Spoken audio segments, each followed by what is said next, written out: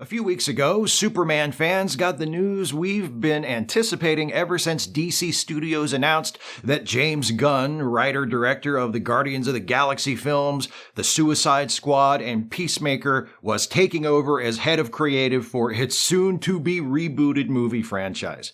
Gunn took to Twitter to confirm reports that he had cast the stars of his next film, titled Superman Legacy. And they are Emmy winner Rachel Brosnahan as Lois Lane and David Corenswet as Superman.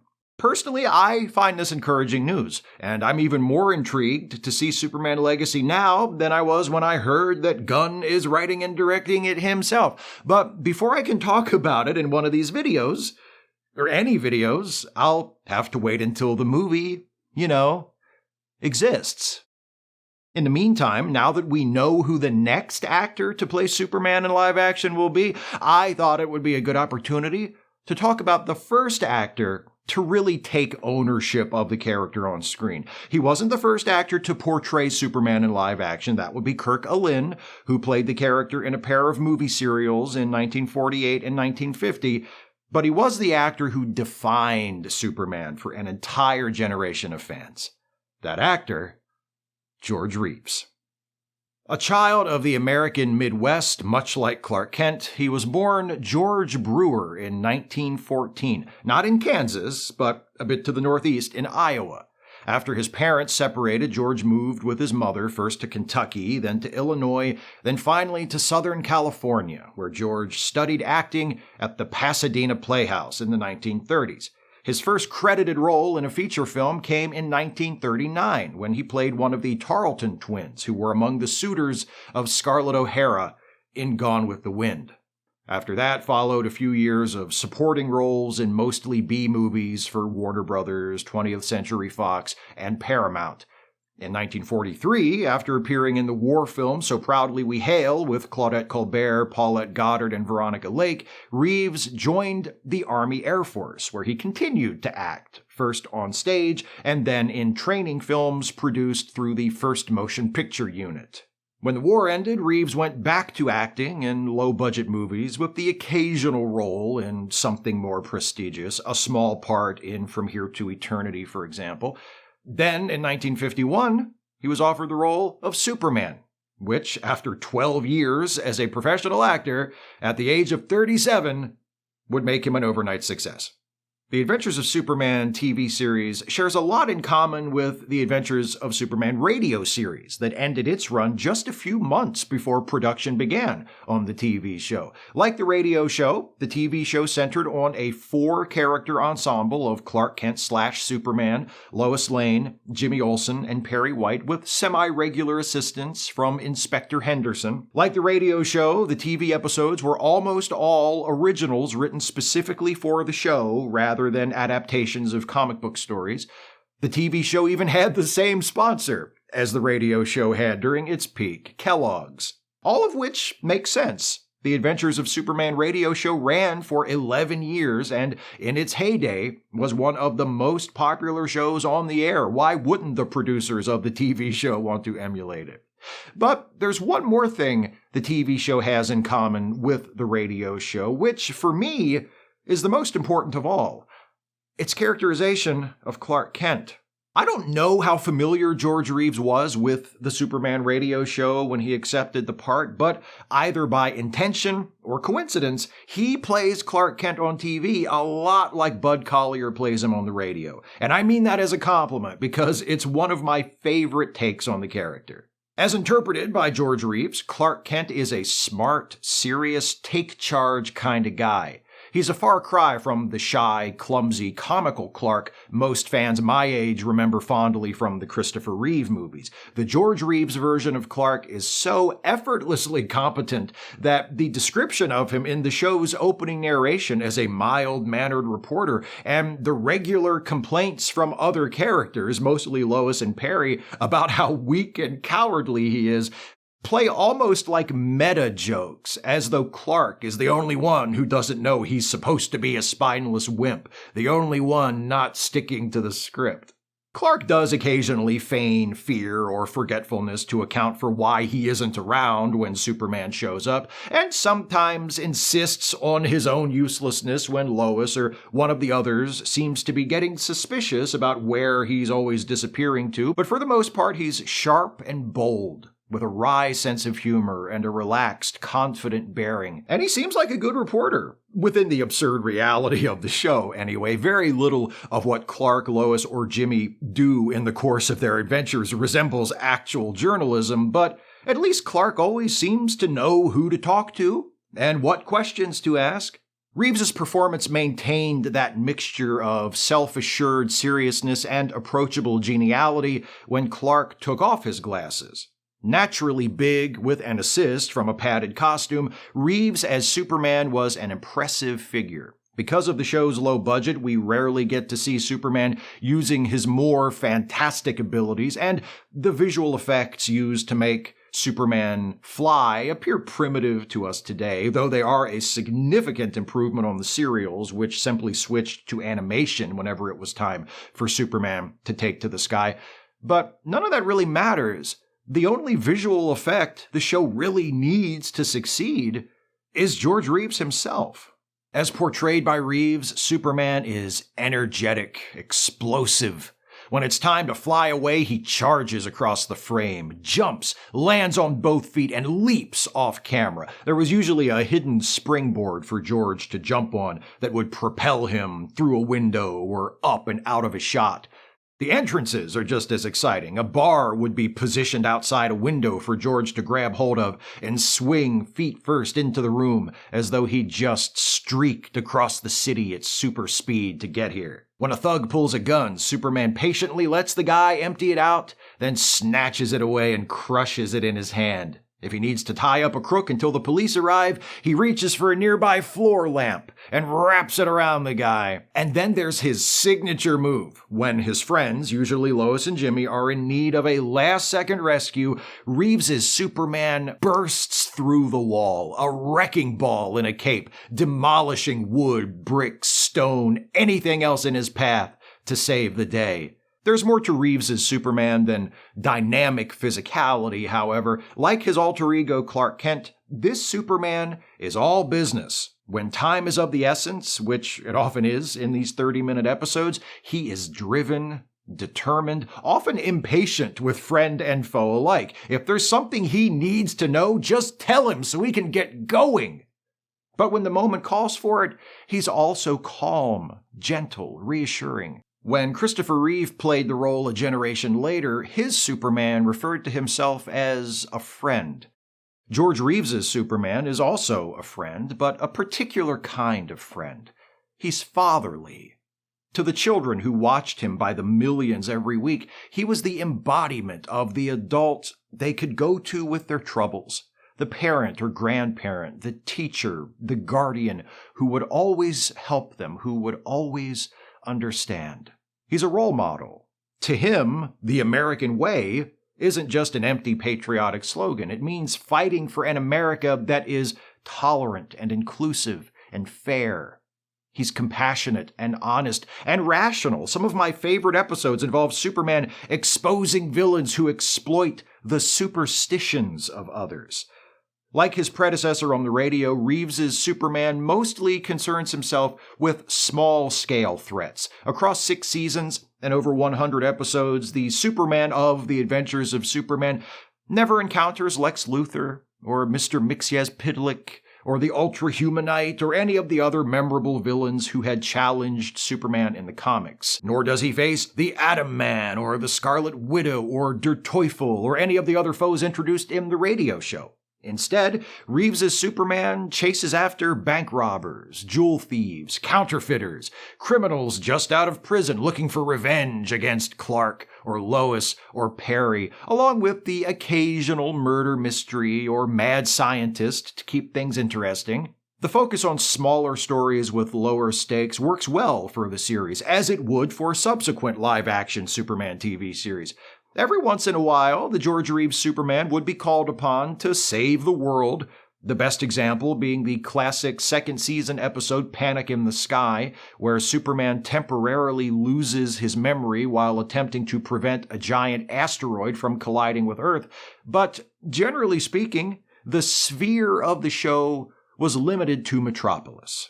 However, though the series didn't include the colorful villains or the often cosmic scope of the Superman comics at the time, it still managed to capture a bit of their zany and occasionally bizarre tone. Production of The Adventures of Superman began in 1951 and ended in 1958, meaning the show reached from the very end of the Golden Age of comics to the very beginning of the Silver Age. In its first 2 seasons, the show was shot in black and white, and the stories presented centered on Superman and his friends tangling with gangsters and con artists, crooked wrestling promoters, and greedy businessmen, the sort of adventures Superman had in the comics in his early years.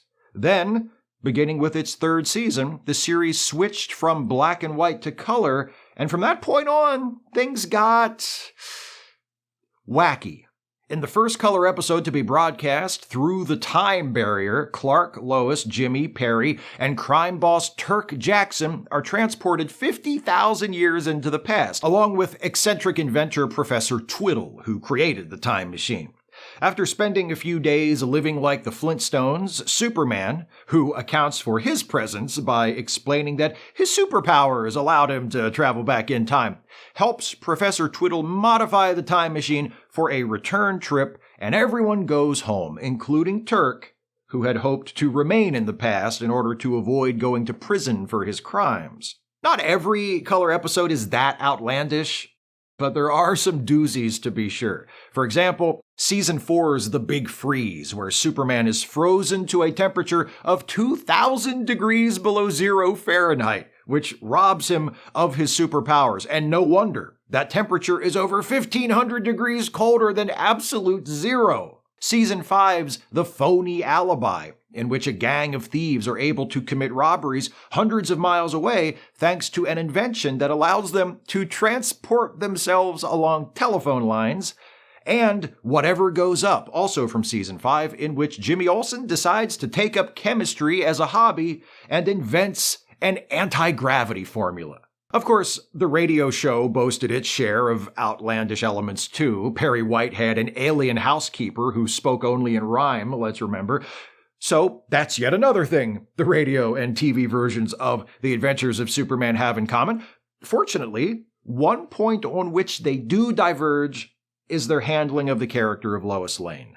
The Lois of the radio show, usually played by Joan Alexander, was excellent, but the writers had the bad habit of sidelining her. Lois Lane barely appears in some of the radio show's most memorable storylines and is frequently absent entirely for long stretches of the episodes.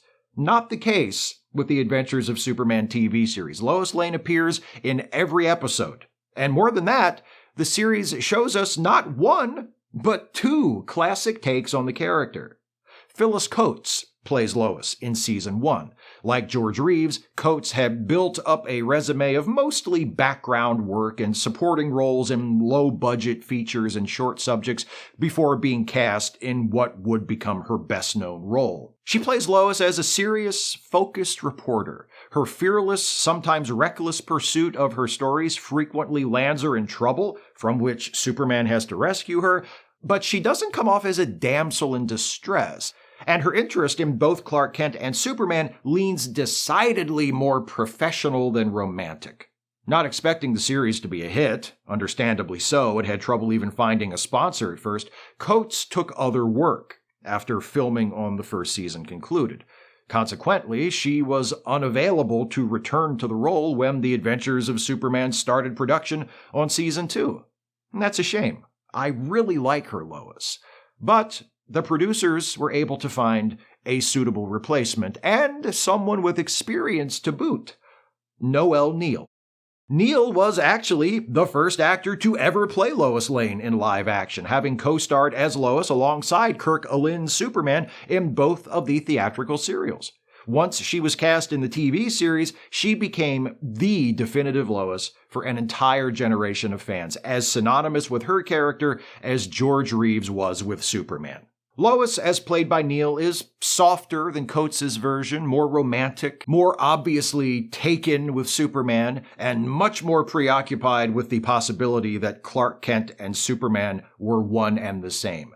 She's not as independent as Coates' Lois, comes across as more of a sidekick / hostage in waiting, but none of this is remotely out of line with how Lois was depicted in the comics of the time, and Neil is more than game for anything the show throws at her, effortlessly handling the increasing silliness of the color years, keeping Lois grounded and relatable despite the fantastic adventures in which she takes part, and maintaining excellent chemistry with her co-stars. Her comic timing, particularly when paired with Jimmy Olsen, is the highlight of many an episode.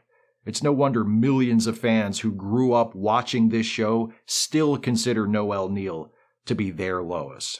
Speaking of Jimmy Olsen, he was played by Jack Larson, who was usually stuck with the comic relief and did extremely well with it. I've always considered Jimmy to be the trickiest character on the show to play. He's the broadest and most clownish of the regulars. Much of the humor of his bits comes from how daft and gullible he is, but sometimes he's clever too. He needs to be smart enough to accidentally create an anti-gravity fluid and dumb enough to immediately forget how he did it. And through all of that, he needs to be credible as a human being with thoughts and feelings and not merely a one-dimensional cartoon character, or at least not any more of one than the others. Larson pulls it off. He creates a Jimmy who is somehow equally plausible as a well-intentioned but clueless man-child, and a principled young man with a capacity for bravery and heroism. And like Noel Neil, he plays off of his co-stars incredibly well. Particularly entertaining is his antagonistic surrogate father-son dynamic with Perry White. Speaking of Perry, he's played by veteran character actor John Hamilton, who rounds out the central ensemble. Like so much else in the series, this version of Perry White bears a strong resemblance to his counterpart on the radio show, where he was played by Julian Noah. John Hamilton's Perry White is gruff, short-tempered, civic-minded, and authoritarian. He treats his reporters, namely Clark, Lois, and Jimmy, with impatience and lacerating sarcasm, diluted with just a touch of grandfatherly affection. Beyond the four main characters, there's also Robert Shane as Inspector Henderson, the show's resident cop who frequently assists the Daily Planet gang in their various adventures. Henderson is an experienced investigator who isn't always too keen to have these reporters, civilians that they are, getting involved in police work, but he's also smart enough to catch on to the fact that these reporters, especially Clark, are right more often than not. He's essentially a stock character present mostly for plot-related purposes, but Shane invests him with a stiff but not too stiff sort of likability, and ultimately appears in 90 of the show's 104 episodes. Though the role in the show had made him a star, George Reeves was ambivalent about Superman for most of its 6-year run. He felt the show, which was aimed at a young audience, was unsophisticated and that his character was one-dimensional. He, along with the rest of the cast, was poorly paid despite the incredible success of the show. On top of all that, he had been typecast. Because of the condensed production schedule of Superman, principal photography lasted only about 8 weeks per year. Reeves had plenty of time to pursue other projects, but the only reliable work he could get involved playing Superman. In the show's final years, he and Noel Neil, along with a small troupe of actors and musicians, performed in a traveling stage show where they played Superman and Lois and also sang. In 1957, he guest starred on I Love Lucy as Superman, who turns up at Ricky's request for Little Ricky's birthday party, then has to help rescue Lucy, who has stranded herself on a ledge outside the living room window. It's a classic episode, and Reeves is hilarious, but he was approaching his mid-40s and saw no future in continuing to play Superman. For the 6th season of the series, George Reeves apparently decided to make the most of the opportunities he had, and in addition to playing the title role, stepped behind the camera to direct 3 episodes. Those episodes, The Brainy Burrow, The Perils of Superman, and All That Glitters, originally aired in April of 1958. They were, as it turned out, the last new episodes ever broadcast of The Adventures of Superman. That wasn't the plan, though. The plan was to do another production run of 26 episodes, 2 seasons, in the show's color era. John Hamilton died in 1958, but Pierre Watkin, who had played Perry White in the 2 Superman serials that also starred Noel Neil as Lois Lane, was cast to replace him. Seasons 7 and 8 of The Adventures of Superman were nearly ready to start filming, with Season 7 set to premiere sometime in 1960. But of course that never happened. On June 16, 1959, George Reeves died of a gunshot wound to his head in his bedroom in his home in Los Angeles. The police ruled his death a suicide, and in my humble opinion, that's probably what it was. But the circumstances have been the subject of speculation ever since. Was he murdered? By who? His fiancée, Leonore Lemon?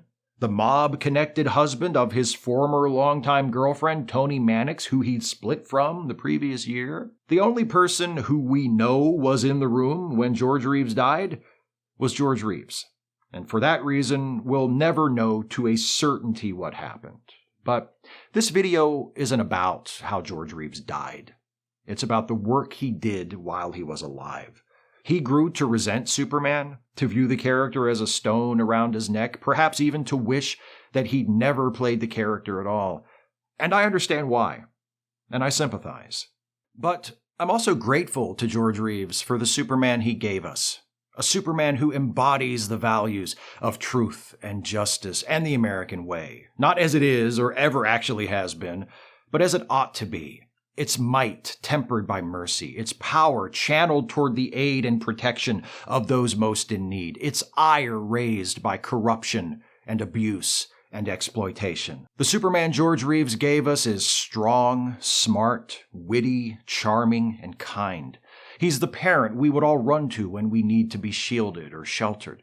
He's the friend we would all turn to when we need advice or reassurance or just to be heard.